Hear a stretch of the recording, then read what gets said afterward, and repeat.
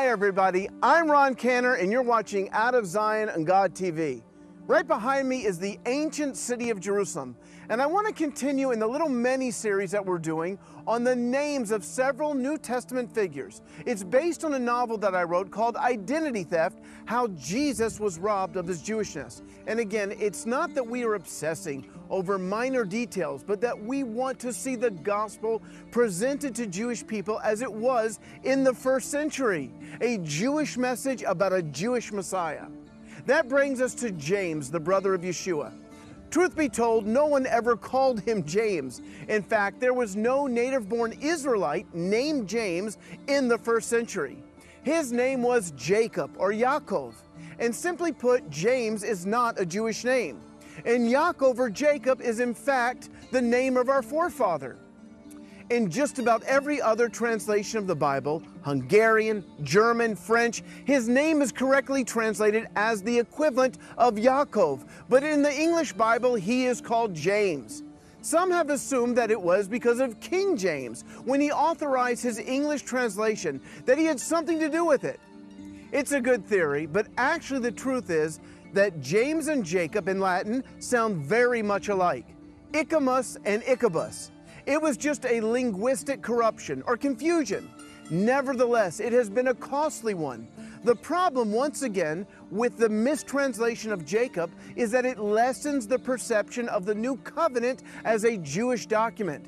If a Jewish person opened up the New Testament to the book of James, he would wrongly conclude that James had no connection with Judaism or Israel.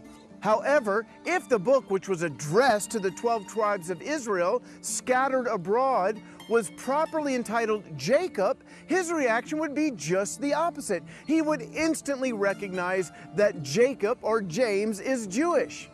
It would convey and reinforce to you the Jewish context of the New Covenant. And then there is his other brother, known as Jude. Again, even in English, this is not the proper pronunciation.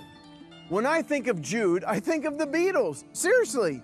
And when I think of Judas, the other popular pronunciation in English, I think of a traitor. In fact, the name Judas has become so synonymous to the act of betrayal that the dictionary actually defines it as, quote, a person who betrays a friend or a comrade, as in, he's a Judas. The English should be Judah, where we get the words Jew, Jewish, and Judaism. It's the same name as the son of Jacob, the father of the tribe of Judah. It is also the name of the southern kingdom of Judah. So again, we have a situation where the Hebrew scriptures correctly translate the name as Judah, a very Jewish-sounding name, and the translators of the New Covenant insist on washing his name with Greek detergent, coming up with the non-Jewish sounding names of Jude and Judas. It's no wonder that most Jews have no idea that the disciples were living as Jews in Israel. Yes, let me state it again, as I have in previous episodes, there has been an insidious case of identity theft, and that the victim has been Yeshua the Messiah.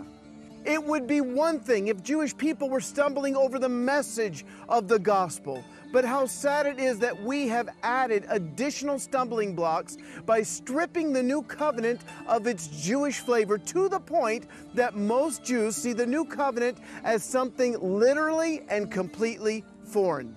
And that is why we are dealing with this subject. Not to be overly obsessive with words and dates, but to convey the gospel message in its original Jewish flavor.